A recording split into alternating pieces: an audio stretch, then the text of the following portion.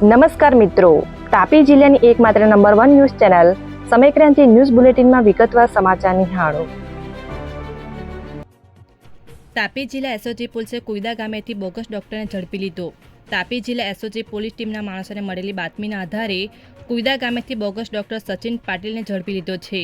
જે આરોપી પાસે કોઈપણ જાતની ડિગ્રી વગર લોકોના સ્વાસ્થ્ય સાથે ચેડા કરતા પોલીસે એલોપેથિક દવા 34,000થી વધુનો મુદ્દામાલ સાથે આરોપીને અટકાયત કરી કાર્યવાહી હાથ ધરી છે. તાપી જિલ્લામાં ધોરણ 12ની પરીક્ષા સામાન્ય પ્રવાહમાં 777 અને વિજ્ઞાન પ્રવાહમાં 249 વિદ્યાર્થીઓ હાજર રહ્યા. તાપી જિલ્લામાં તારીખ 9/3/2026ના રોજ ધોરણ 12 HSCની પરીક્ષા શાંતિપૂર્ણ રીતે યોજાઈ હતી. સામાન્ય પ્રવાહમાં આંકડાશાસ્ત્ર વિષય માટે વ્યારા, સોંગઢ, વાલોર, ઉછલ, નિઝર અને ડોલવણ કેન્દ્રો પર કુલ 777 વિદ્યાર્થીઓએ પરીક્ષા આપી હતી.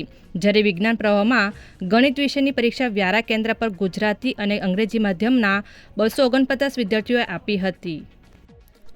સોંગઢના અમન પાર્ક સોસાયટીમાં ચોરી કરનાર સગીર નીકળ્યા, પોલીસે અટકાયત કરી કાર્યવાહી હાથ ધરી.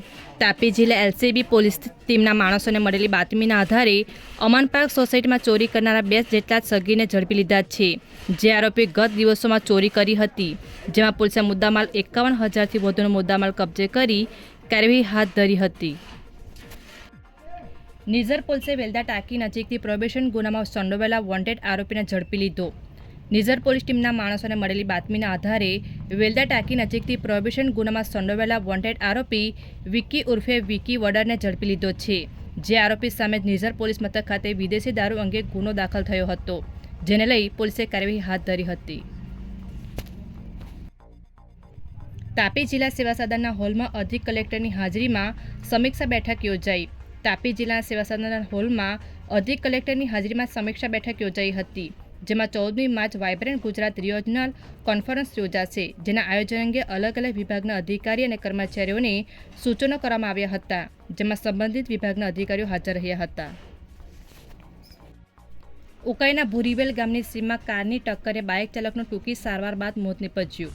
ઉકાઈ પોલીસ મથક ખાતેથી મળેલી માહિતી મુજબ ભૂરીવેલ ગામની સીમમાં એક કારની ટક્કરે બાઇક ચાલક શંકરભાઈ ગામિતના શરીરે ગંભીર ઇજાઓના કારણે તેમનું ટૂંકી સારવાર બાદ મોત નીપજ્યું હતું.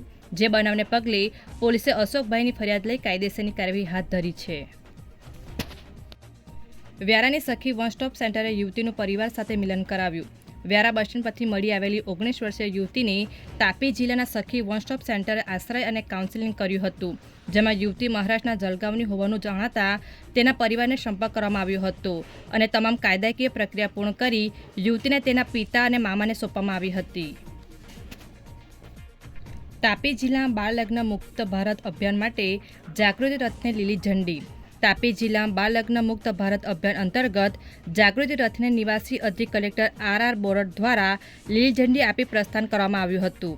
આ રથ દ્વારા 100 દિવસીય અભિયાન દરમિયાન ગામડાઓમાં બાળ લગ્ન, બાળ મજૂરી, બાળ તસ્કરી અને બાળ શોષણ અંગે જાગૃતિ ફેલાવવામાં આવશે. કાર્યક્રમમાં જિલ્લા મહિલા અને બાળ અધિકારી સુલતનાબેન પટેલ સહિત સંસ્થાના પ્રતિનિધિઓ અને અધિકારીઓ હાજર રહ્યા હતા.